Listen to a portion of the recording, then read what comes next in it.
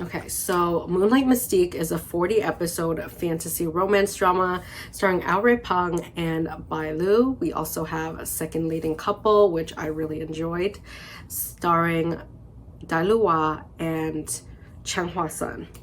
So we got these two. Basically, it is a spin-off of ancient love poetry.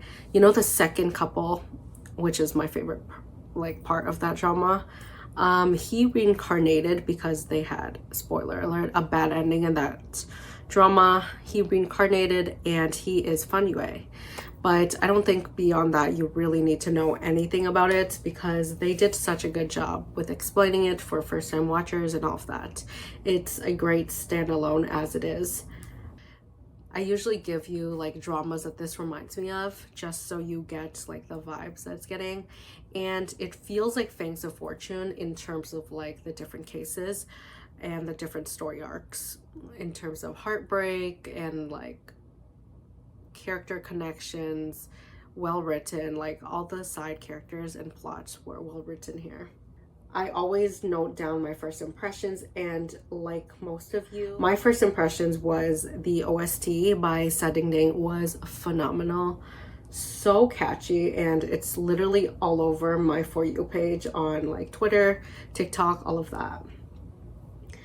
But it is very spoiler heavy, so if you haven't seen it yet and you're just like waiting on, I don't know, like maybe this review will convince you to watch it or don't. I would say if you're afraid of spoilers, just look up the lyrics video on YouTube. You'll be able to enjoy the vibes. The song, very beautiful, perfect.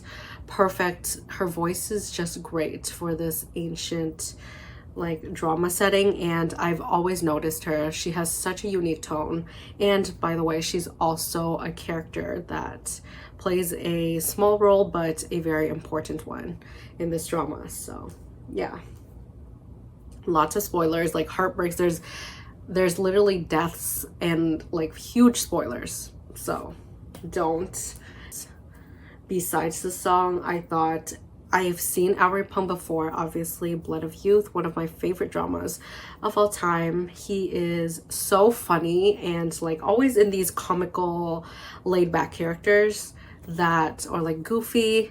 So it was very different for me to see him in this light, and he definitely seems more mature here, and his acting is really good.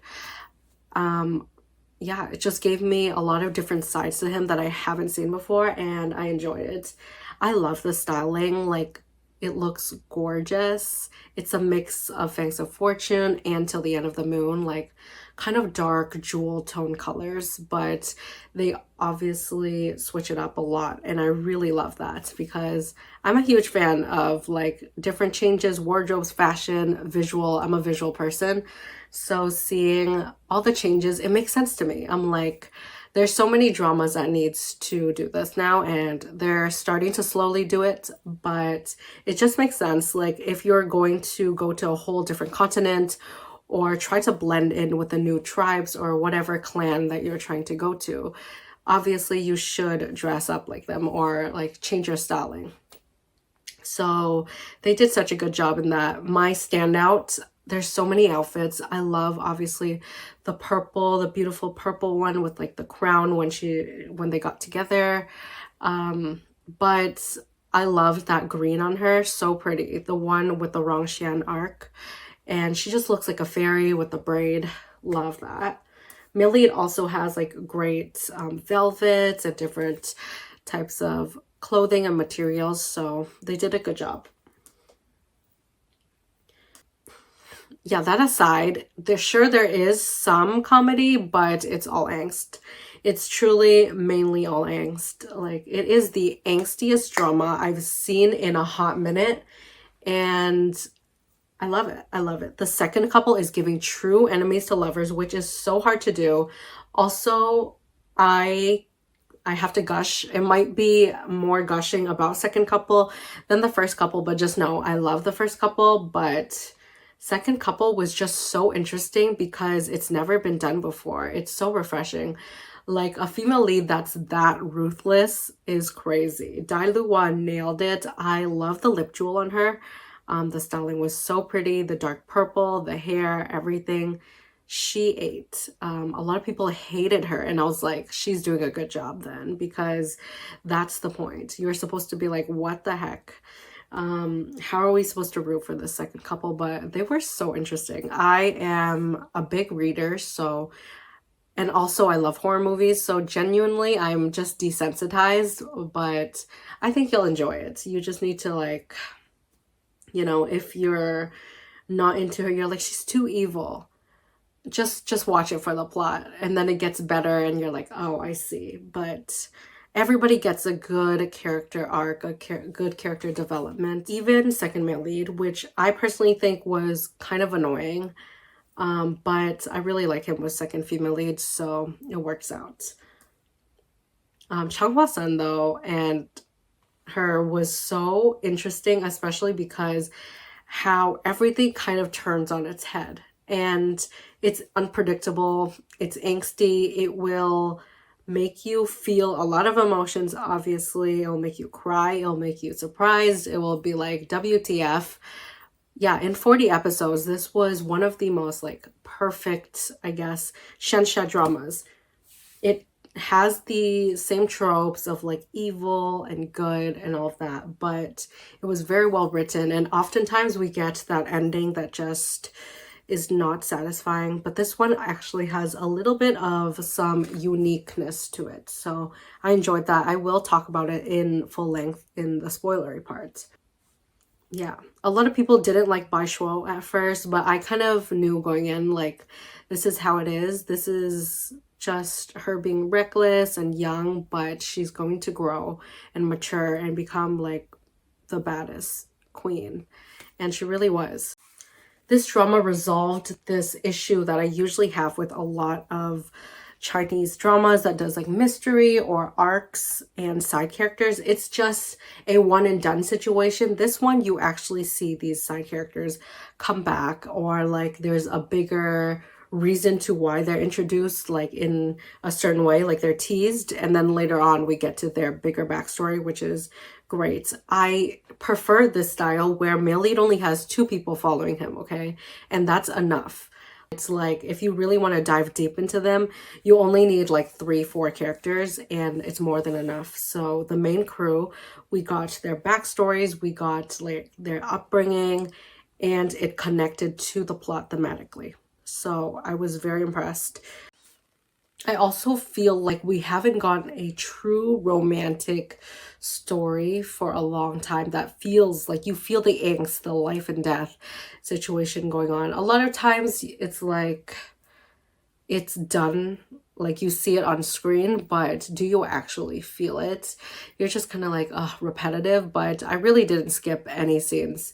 It was so good. I enjoyed like every interaction with the main leads, second main leads as well. And it's just a definition of classic epic romances, okay? And I eat it up. I loved it. So good. One of the best episodes is episode 34. The proposal scene is so emotional and gets me every time. Inseparable in heaven and intertwined in earth. My heart is yours for an eternity. So beautiful, like so much better than typical wedding vows. They would write it so well. Every scene is just so quotable between the main leads. The stakes are genuinely so high, but it got into a point where everything happened, and like every sad or like emotional thing happened that I'm like drained by the ending. Not saying that it's a bad thing, but if you just binge the last like 6 episodes, you get me. Like if you know, you know. So I was just, I couldn't like give certain characters, certain stories, certain moments, like time of day when like a plot twist or something happened. I was just like, oh my gosh, like how is this gonna end? Yeah, final ratings 9.5 or 10. Don't know yet. You'll have to ask me at the end of the year, but for now, 9.5 to 10. Spoilers in 5, 4, 3, 2, and 1. So Bye. See you guys in the next video. Watch my previous reviews. Loads of recommendations as well on the channel, so check them out and subscribe if you haven't. Okay, so the sisters are finally back together after so much suffering, truly, by Sho, and she should have been the ones left alive. Like, that would have made me feel a little bit better, you know?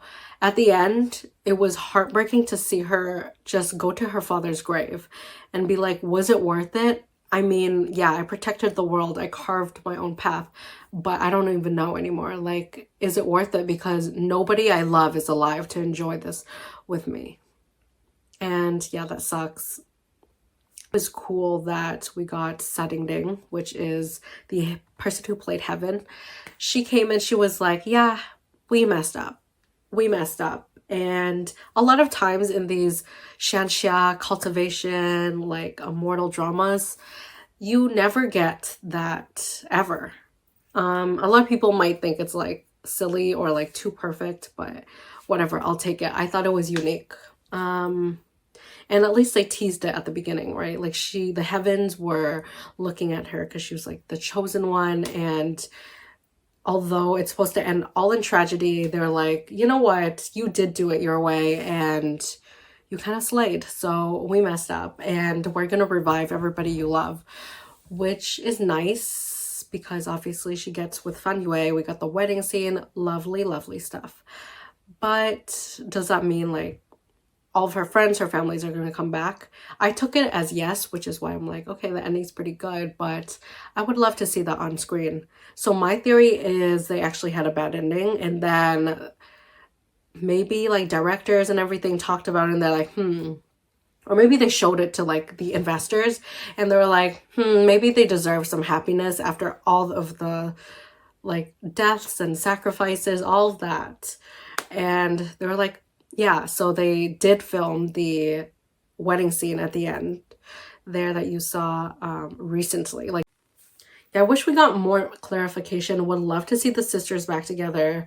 Would love to just see, like, they should have just AI edited it, like scenes where everybody's just eating and then, or like you can just have her like write a letter to her sister and be like, yeah, they're reborn. She found her sister, like she reincarnated, they got back together, everybody's happy doing their little thing.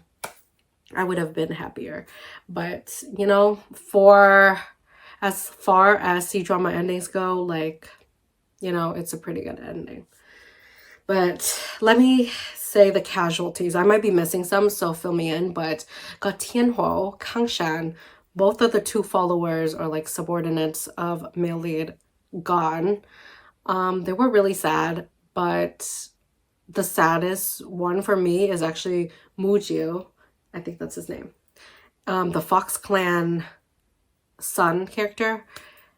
Oh, the Fox Clan in general is just so tragic. And we were in that like dream world where they were the characters. That's why I felt so connected with them.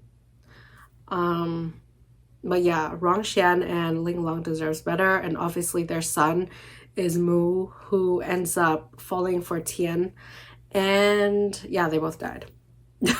But the way they did it was so tragic, especially because he was about to like hug her or like about to kiss her. She whipped around and he's already disintegrated, like Thanos snapped. So yeah, there's that. And then like the little fox thing, it's so tragic. The whole clan is just cursed, I swear. The whole clan of the foxes are just so sad. I would love like a spin-off where they have a happy ending. And then, okay. So basically everyone dies. Fu Ling, Chang Zhao. And I'm out here like, yeah, it's a happy ending because maybe they reincarnated or it's hinted at. Yeah, I mean, I still enjoyed it, but that's a lot of deaths. And the OST, as beautiful as it is, every time it was on, I was like, this is the Cdrama OST of 2025, because every time somebody's suffering, okay, like literally every death, I was like, oh no, this song is here. I like fear for my life when that comes out. But yeah, Love it. Let me know your thoughts. This is such a weird way to end it. Let me know your thoughts. Let me know your ratings and what you recommend me to watch right now, because I'm watching all 3 currently airings, but I'm kind of looking for maybe another one. I haven't seen a K-drama in a hot minute, so recommend me anything from 2024 or 2025.